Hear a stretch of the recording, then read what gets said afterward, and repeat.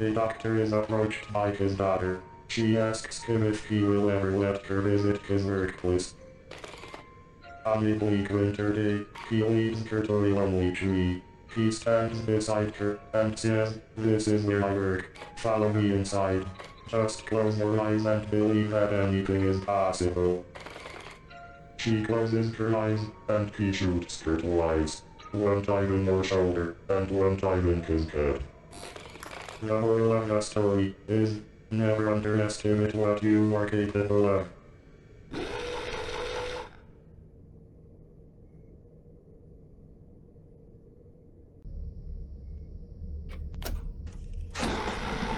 There once was a boy with no name.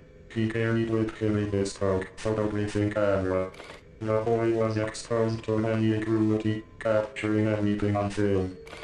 A knowledge in his temper started telling him exactly where to go, to see the most horrible thing. He traveled across countries to capture anything from animals burning alive, or children crushed by machines, to the unthinkable. One day, out of the blue, the temper told him of a place to go, and a set of instructions, which could put an end to all of this violent dismay, and left it up to his discretion.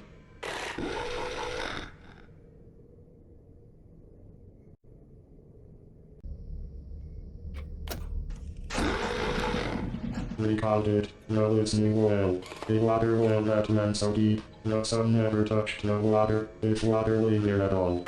It knew something that the villagers didn't. Coupled between the town, the dirt, and a very long way down, the well could float up trinkets, clothes, jewelry, and impossible things. Then, a dot appeared. A polite and quiet dot with a patient demeanor. No one saw it come, only found it waiting at the rim of the well. It would lay there, ear pressed against the brick, until the world's end. On the final night, it cried a call that broke the stillness of utter silence. It was stoned to death by the townsfolk for causing such a ruckus, completely unaware of the carbon they were silencing. Less than one day later, the well took more than it gave. The moral of the story is, don't shoot the messenger.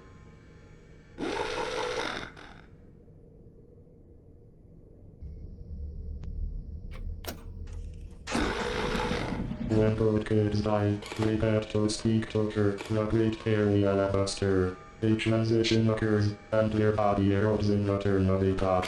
Now, they become light. The light you see, and which grazes your skin. The light that hurts your eyes, but offers you energy.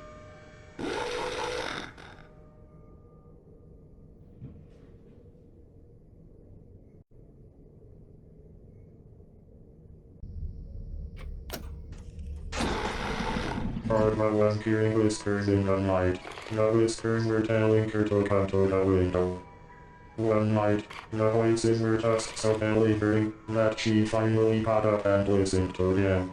When she looked outside, she saw a version of herself.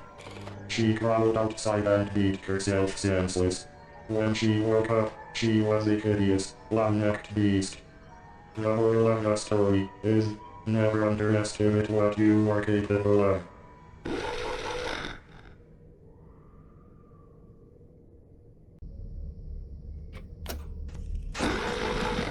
A flower, a river, a person, who cares?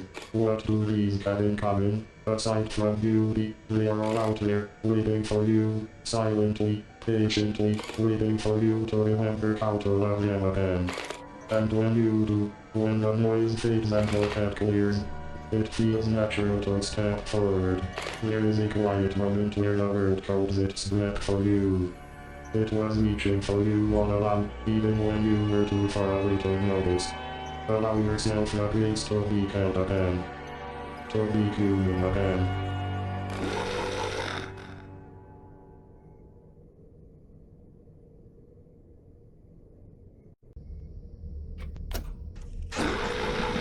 There once was a girl named Emily. Emily had a normal childhood. Emily got along with everyone, and never got into trouble. Your friend, Emily. Despite everything, one day, Emily turned red. I saw it happen.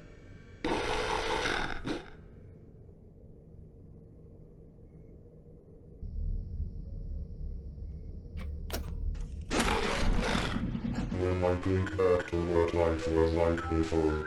Before the world became simpler in nature. Before underneath and surface collided. I think about who I was. I think often about the aspects of me that have become tangible and separated. Every time you play that simulation, I feel more and more human again.